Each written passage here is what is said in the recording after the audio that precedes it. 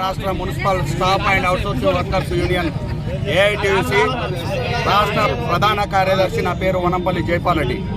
ఈరోజు నిజామాబాద్ కార్పొరేషన్ ముందు మున్సిపల్ కార్మికులందరూ ధర్నా నిర్వహిస్తూ ఉన్నారు. వాస్తవంగా ఈ రాష్ట్ర ముఖ్యమంత్రి రెండో పిఆర్సీ ఇప్పటి వరకు కూడా ప్రకటించట్లేదు. రాష్ట్రంలో ఉన్నటువంటి ప్రభుత్వ ఉద్యోగస్తులకు రెండో పిఆర్సీని అమలు చేస్తేనే 4th క్లాసులో బేసిక్ వేతనం కాంట్రాక్ట్ అవుట్సోర్సింగ్ కార్మికులకు వర్తిస్తుంది. కానీ దీన్ని ఇంప్లిమెంట్ చేయకుండా ఈ రాష్ట్ర ముఖ్యమంత్రి రాష్ట్రంలో ఉన్నటువంటి కాంట్రాక్ట్ అవుట్సోర్సింగ్ కార్మికులని మోసం చేస్తూ ఉన్నాడని చెప్పేసి మేము చెప్తా ఉన్నాం. ముఖ్యంగా ముఖ్యమంత్రి జీవో నెంబర్ 6 తీసుకొచ్చిండు. జీవో నెంబర్ 6 నెంబరు ఇది ఎవరికి వర్తిస్తుంది? పరిశ్రమలో పనిచేసేటువంటి కార్మికులకు, మున్సిపల్ షాపింగ్ మాల్లో చేసేటువంటి పరిశ్రమల్లో పనిచేసేటువంటి కార్మికులకు వర్తిస్తుంది తప్ప గవర్నమెంట్ సంస్థల్లో పనిచేసేటువంటి కాంట్రాక్ట్ అవుట్సోర్సింగ్ కార్మికులకు ఆ జీవో వర్తించదు.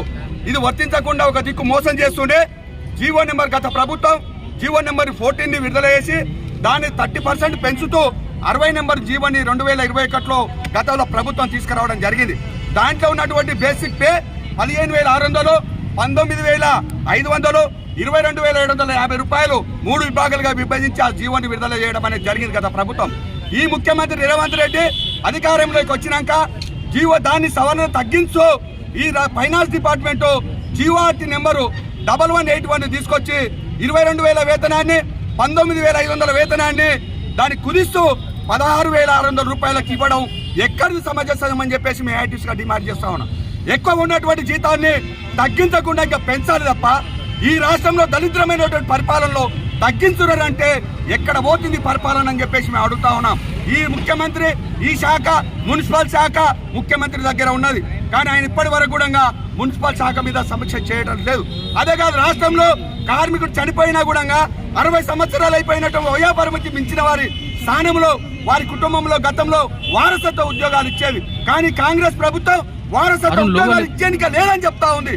కానీ ఈ రోజు కార్మికుడు 60 సంవత్సరాలు పనిచేసి రిటైర్మెంట్ అయితే 5 లక్షల రూపాయలు కాదు, 1 రూపాయి కూడా ఇవ్వట్లేదు. ఏది కానీ బోనస్ కాదు, ఏది కానీ ఇవ్వట్లేదు. అటువంటి వారికి నువ్వు వారసత్వ ఉద్యోగాలు ఇవ్వాలని చెప్పేసి మేము డిమాండ్ చేస్తా ఉంటే మేము ఇచ్చేది లేదని చెప్తా ఉన్నారు ఈ పాలకులు. ఎవరి కోసం పనిచేస్తా ఉన్నారు మీరు? ఈ రోజు ఈ రాష్ట్రంలో శుభ్రంగా ఉంటుందంటే దళితులు ఈ రోజు ఎస్సీ ఎస్టీ మైనార్టీ వాళ్ళే ఈ పారిశుద్ధ్యం పనులు చేస్తా ఉన్నారు. నువ్వు వాళ్ళు ఎంత ఉంటున్నావు కానీ వాళ్ళ పొట్టా కొడతా ఉన్నావు రేవంత్ రెడ్డి అని చెప్పేసి మేము తెలియజేస్తా ఉన్నాం. ఇప్పటికైనా నువ్వు గుణపాఠం తెచ్చుకొని ఏదైతే జీతాలు తగ్గించినావో దాన్ని పునరుద్ధరణ చేయాలి. కార్మికులని పర్మనెంట్ చేయాలి. పర్మనెంట్ చేసేంత వరకు 26,000 కోసం పోరాటం కొనసాగిస్తా ఉన్నాం. అదే కాదు, ఈ నెల CDMA కార్యాలయం ముందు రాష్ట్ర వ్యాప్తంగా ఉన్నటువంటి కార్మికుల్ని